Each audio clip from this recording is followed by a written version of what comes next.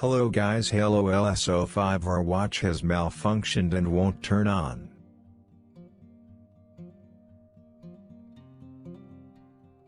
Instead of charging from the computer USB output, we will use a high-amp phone adapter to shock our battery. It is not a very recommended thing, but I would like to try it instead of throwing my watch in the trash.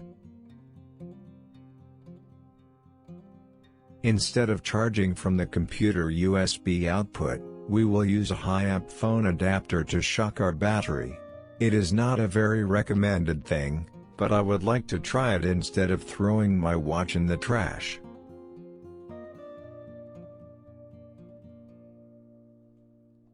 And the result is successful. This is very good news.